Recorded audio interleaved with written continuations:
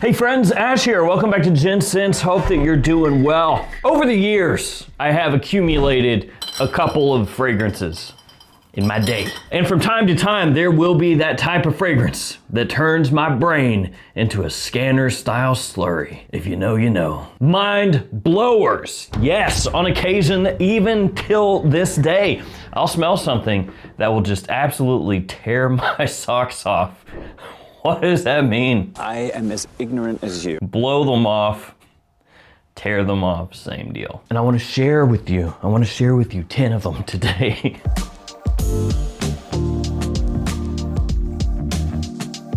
And we're gonna start immediately with this big thing. Does the Rhubarb Prestige have a thing with long cylindrical bottles? Is that a thing? I don't know, cause I'm starting to think it might be.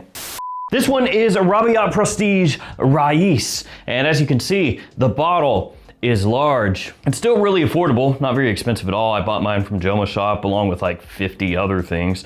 And the size here, 6 fluid ounces, a very random size, 180 mils. Obviously your typical bottle size is going to be 100 mils, and then the smaller one's typically going to be 50. And then you do see from time to time like a 120 mil or 125 mil size. And then usually like the jumbo sizes, the big designers that you can get from Macy is like the gargantuan sized. Those are usually 200 mils. This one for some reason is none of those. It's big, 180 mils, but not normal at all. It also has a banging atomizer, so you know you gotta love that. And this one is a cologne fragrance, or inspired by, or whatever, you know, makes you happy. Some people might be like, nah, just call it a Middle Eastern fragrance, or a cologne, or an inspired by, or a dupe, whatever. But it smells quite similar to Aqua de Jo's Profundo, the original Profundo. So it's gonna give you an extremely similar vibe to that one when you first spray it on.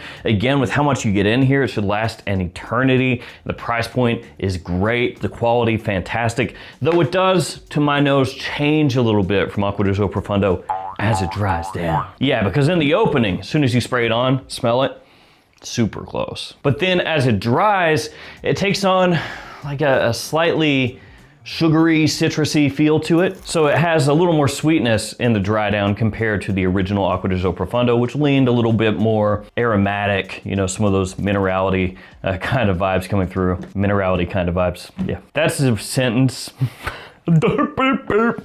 So it has a little more sweetness as it dries down, but still leans more towards that original Aqua de Jo Profundo DNA. Spring and summertime, this stuff would be an absolutely killer addition to pretty much anybody's fragrance collection, because again, you don't have to pay much, you get a ton, and it smells very similar to one of the most popular fragrance profiles out there. I bought mine, obviously heading into winter, so not really the best time for that, but still this stuff, absolutely crazy good. Crazy good. And keeping it with that whole aquatic flair, that aquatic flavor, let's go with this one up next. Invictus Aqua, the rebirth. Of course, what I mean by that is there was the original Invictus Aqua killed. It was put out to pasture. Then they had the rebirth, the re-release, but it was different. And then they killed that one too. And then they brought it back again, and this time closer to what it was originally, which is kind of a weird thing. I don't know that that has happened before. It's like a very unique fragrance in that sense.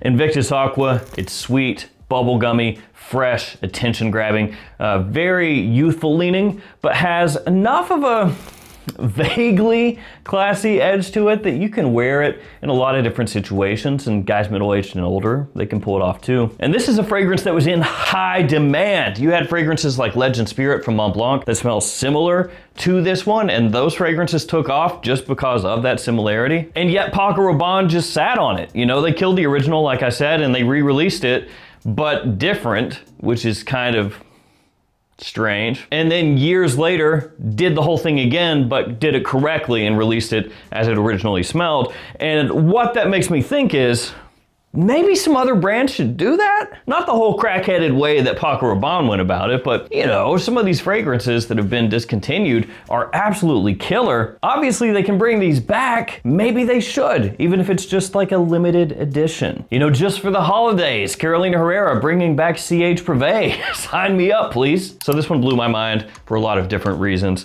Obviously, big compliment puller, extremely versatile, but just the whole story here just... Oh, and to top it off, when they did bring this one back out in this iteration, for the first long while, it was exclusive to duty-frees in airports. So they were basically like, oh, if you really want it, I hope you're taking an international flight. Then you can run through the airport and see if they have it. It's fun. It's like an interactive game. Maybe you do get it, maybe you don't. How cool is that?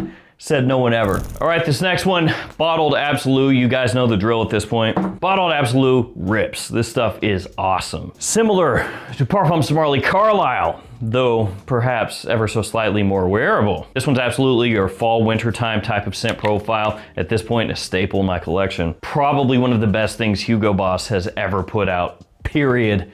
Ever in terms of fragrances. Has a great patchouli note in there, a little bit chocolatey the way that it comes across, woodsy, deep, rich, elegant, a little bit of a tobacco leaf scent profile as well, though that's not an official note. Performance is there, quality is there, everything here is top notch, other than the cap, which is very cheap and flimsy feeling, and the atomizer, which kind of sucks. But the fragrance, top notch. Easy S tier for me. Now I've said this before, but when Boss came out with Bottled Elixir, I was like, man, I don't know that it gets better than this. At least for Hugo Boss. I was like, they are kind of hitting like at the top of their abilities here. And then Bottled Absolute came out and was like,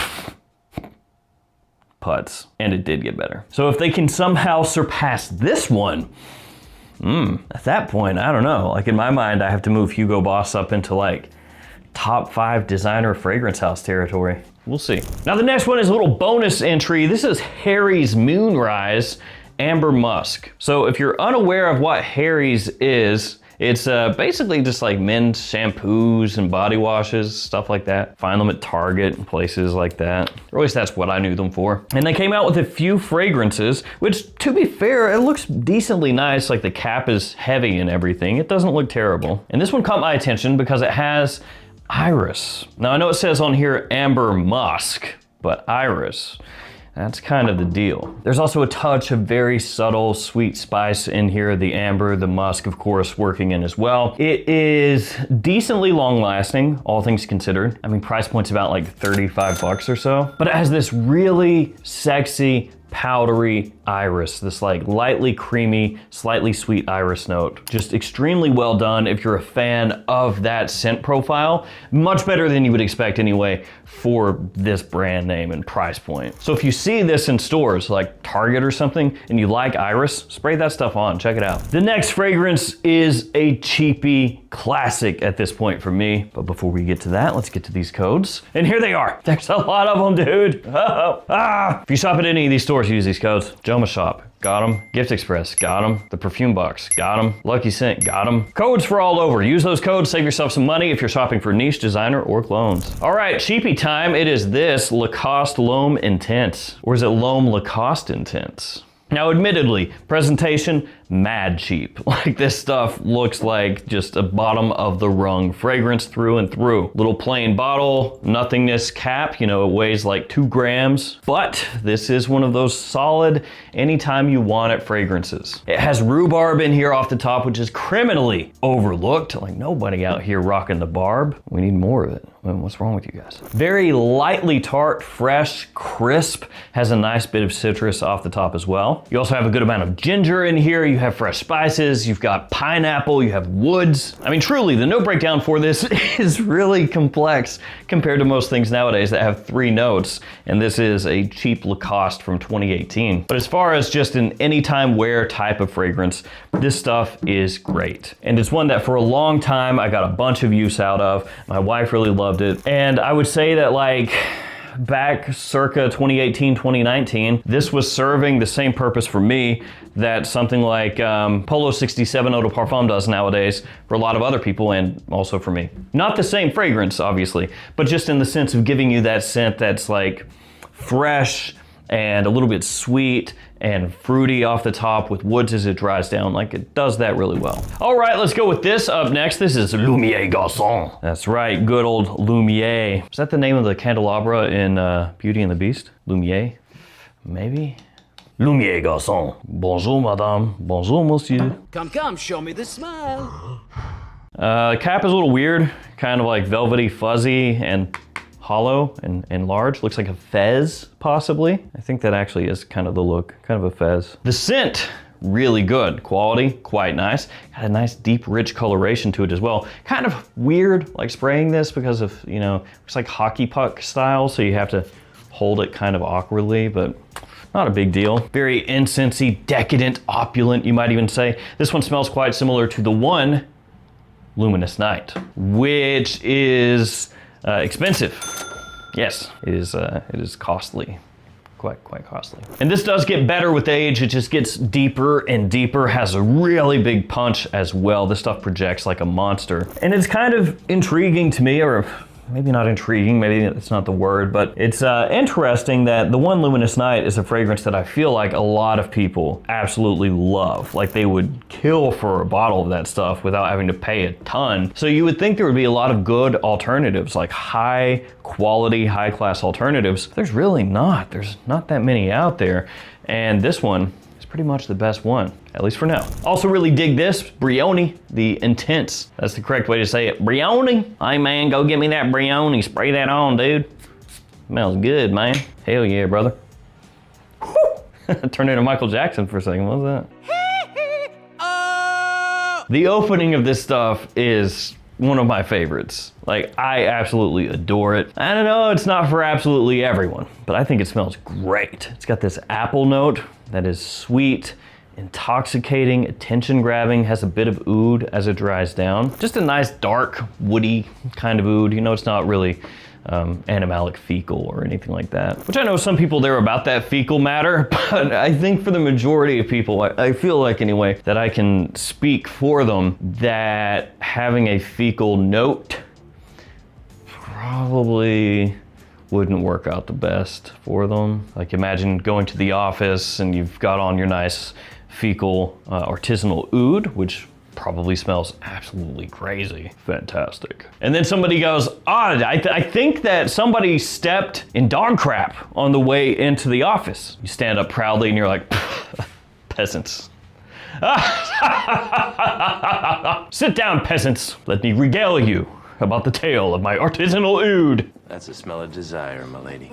God! That is what your nose is perceiving to be. Dog crap. But it is in fact the finest fragrance known to man. You know, desire smells like that to some people.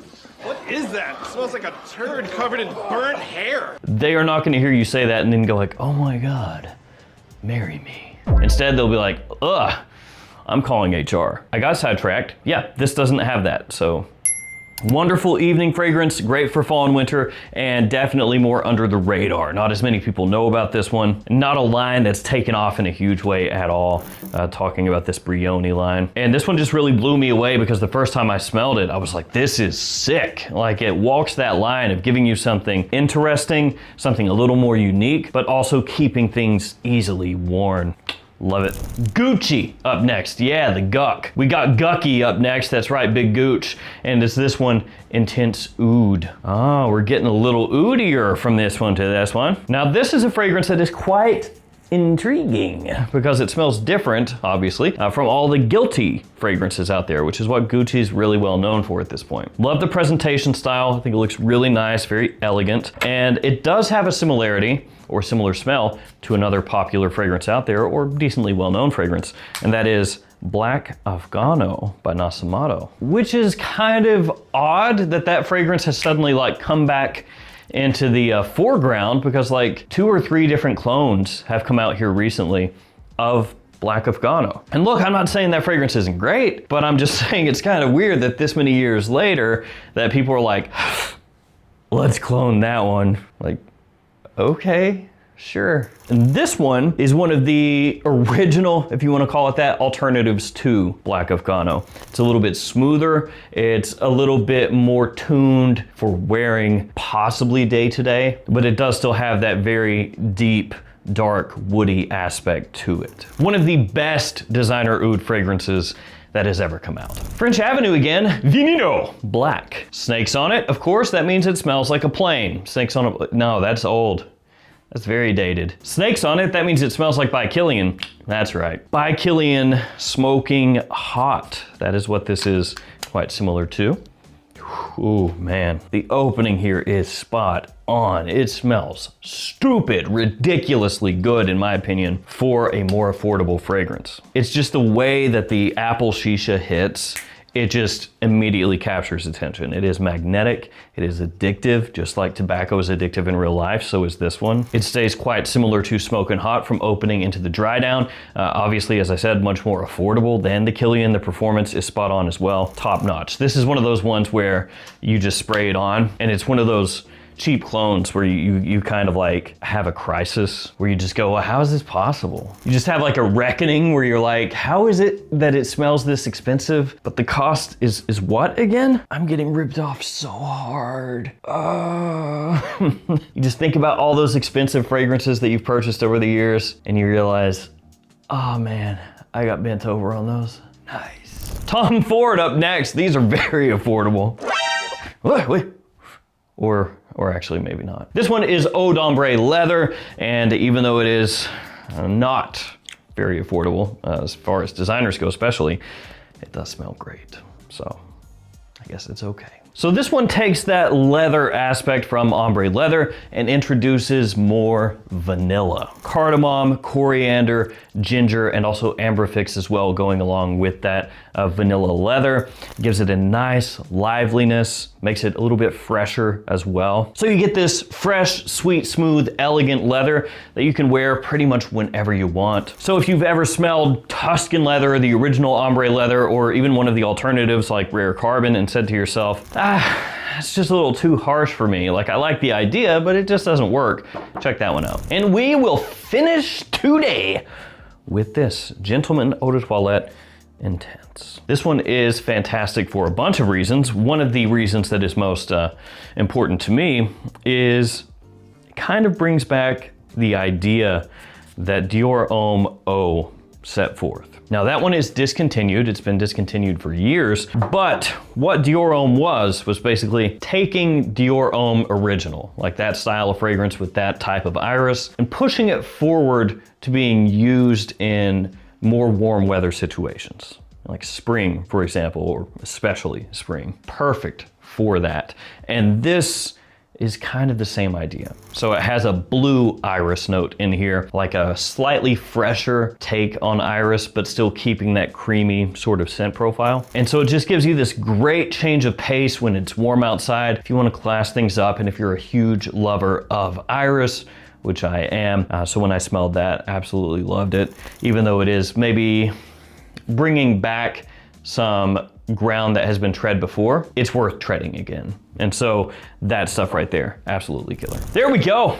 Fragrances that will blow your mind, or blew mine. This one is so like hugely out of place. So cool.